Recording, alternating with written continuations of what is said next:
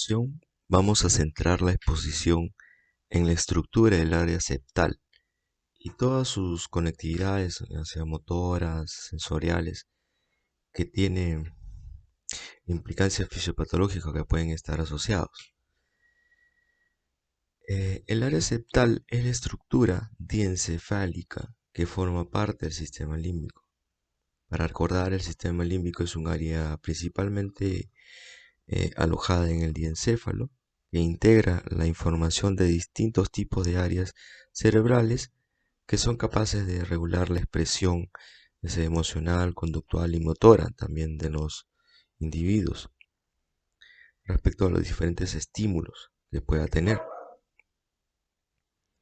De hecho, la estructura límbica ha sido asociada, por ejemplo, a conductas emocionales, a la memoria, a la homeostasis, la conducta sexual, a las conductas motivadas, ¿no?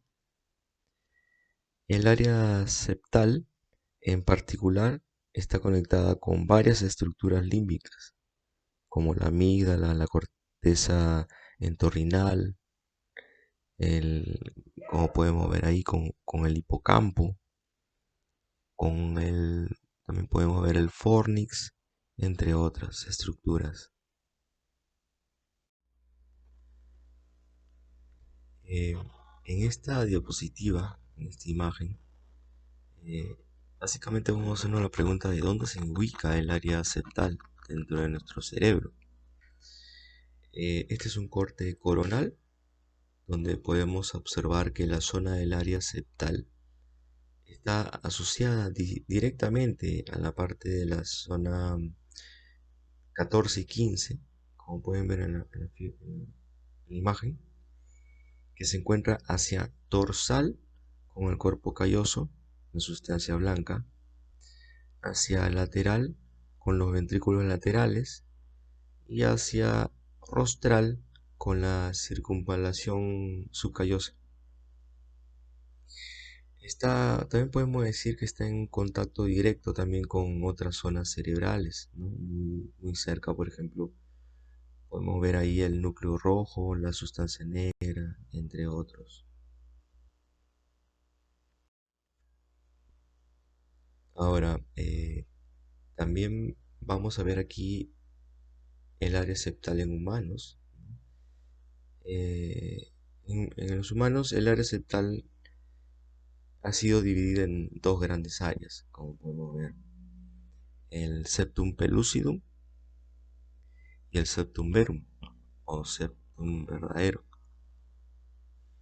El septum pellucidum corresponde a las zonas que están ahí señaladas en SP, que se indica como SP, que son láminas delgadas separadas por los ventrículos laterales. Ahí podemos ver eh, que tienen estructuras, por ejemplo, células gliales, ¿no? Fibras, que son capaces de conectar el límite dorsal del septum verum con el cuerpo calloso. También, por otro lado, el septum verum, que es la zona que está abajo, ¿no? Que está marcada en SB, está muy desarrollado en los primates y también en mamíferos inferiores, que incluye en su anatomía a los núcleos septales, como podemos ver, medial, lateral y también posterior.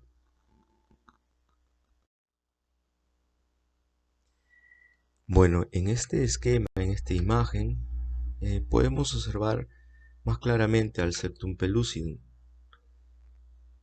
y también la zona que está más central se encarga lo que es conocida como el septum verum o también núcleo septal también se llama. Si todos nos podemos fijar en la zona baja, tenemos la comisura anterior, ¿no? Que también anatómicamente corresponde a los mamíferos inferiores, que como límite de conectividad se encuentra el área septal. Los ventrículos laterales anteriormente mencionados se encuentra el cuerpo calloso en su límite dorsal también. Tanto el septum pellucidum como el septum verum forman parte de lo que se conoce como la estación de relevo de información, ya hablando de funciones, que va entre áreas lateralizadas hacia áreas que se cruzan también a través del cuerpo calloso y se conectan con el otro hemisferio cerebral.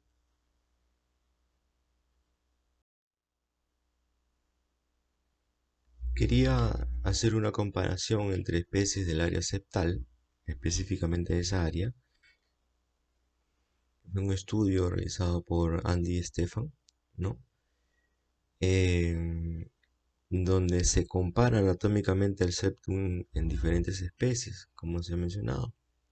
Estas son vista frontal del septum a nivel de la comisura anterior, para ser más exactos, donde el 13 corresponde al corte de un septum en un animal insectívoro, ¿no? Inferior, primitivo, como es el roedor, donde se observa donde se observan ventrículos laterales, el cuerpo calloso, la zona septal. eh, Abajo tenemos la comisura anterior.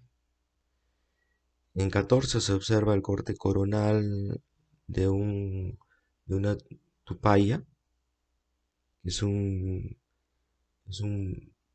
prosimio, ¿no? Bajo en la cadena evolutiva, donde tiene una estructura bastante similar a los roedores. Seguidamente del 15, donde tenemos al gálago, es otro tipo de prosimio, pero eh, medio, ¿no? Evolutivamente más medio, donde se observa los ventrículos laterales, ¿ya? En 16 tenemos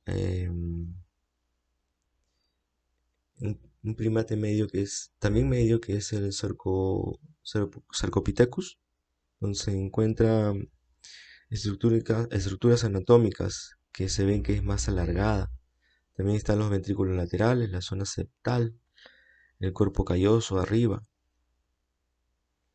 En 17 y en 18 en 17 tenemos al gorila y en 18 al hombre, ¿no? Al humano, donde la principal diferencia, como pueden ver ahí, está en el tamaño importante de los ventrículos laterales y el adelgazamiento tanto del septum pellucidum como del septum verum. Bien claramente se observa ahí, ¿no? En esa comparación. Bien, en esta diapositiva podemos observar que, bueno, como mencionamos anteriormente, el septum pellucidum son dos láminas, ¿no? Que hemos mencionado ya anteriormente, que se conectan con el cuerpo calloso y también con la zona del septum verum, o también llamado núcleo septal.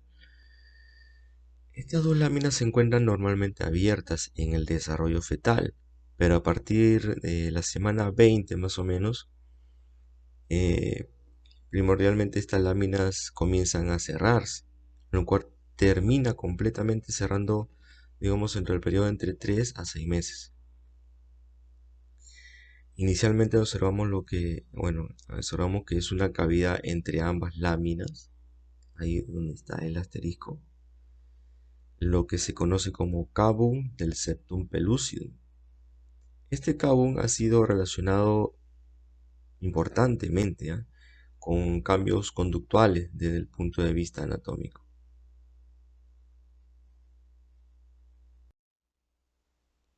Ahora, siguiendo con la diapositiva anterior, en esta diapositiva se ha asociado como un marcador neuroanatómico este cavum del septum pellucidum respecto a conductas antisociales en individuos.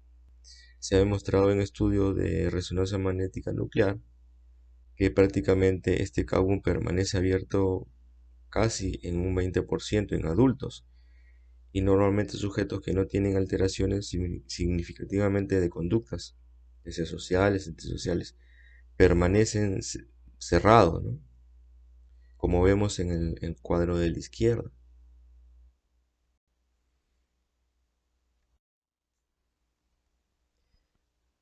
Continuando con las diapositivas, el septum pellucidum, un estudio realizado a principios del 2000 demuestra una mayor prevalencia que el cavum del septum pellucidum, como se observa en boxeadores, en mayor proporción en sujetos que no lo han sido.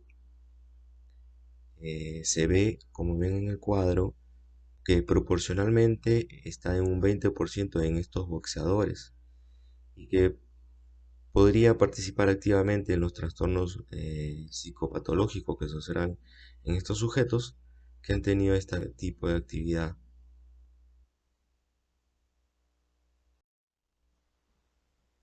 Ahora, en esta imagen, ¿no? Vamos en B, observamos la cavidad del septum pellucidum frente a pacientes con trastornos esquizofrénicos versus sujetos con controles. Desde el punto de vista neuropatológico, se ha asociado esta actividad no solamente a conductas antisociales, sino también, como les dije, a pacientes con trastornos esquizofrénicos.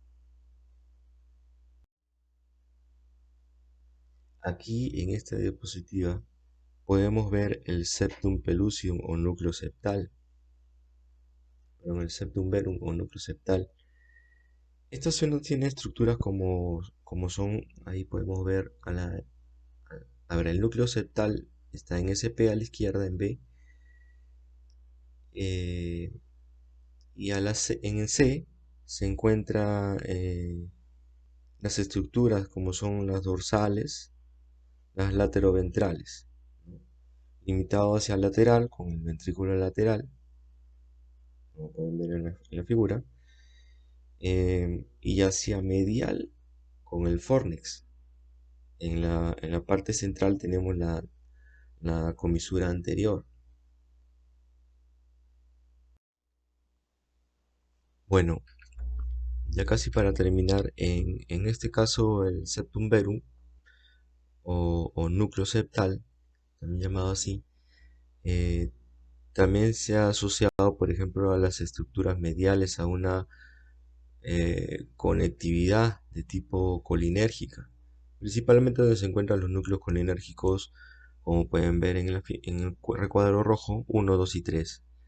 Está principalmente la banda diagonal de Broca, que es una estructura más hacia medial, cercana al septum medial, que inerva distintas zonas del cerebro. Por ejemplo, tanto la banda diagonal de Broca con el septum medial inervan con neuronas colinérgicas principalmente al hipocampo, como pueden ver ahí en el dibujo, y participan en la regulación del aprendizaje, muy importante en lo que es aprendizaje-memoria, que es una de las funciones hipocampales más relevantes, ¿no? Se ha determinado que la muerte de neuronas colinérgicas, ¿no?, de la banda diagonal de Broca y el septum medial, por eso que se mencionó, están relacionados con la aparición de la enfermedad de Alzheimer.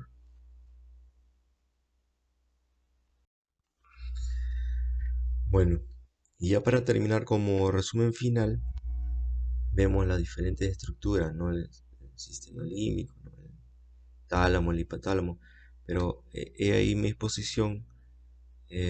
Podemos decir que observamos en los distintos tipos con respecto al septum, al área septal, los distintos tipos de regulaciones que ejercen para controlar la conducta, el control, control alimentario, la respuesta frente al estrés, por ejemplo, también, las psicopatologías y finalmente la droga, ¿no?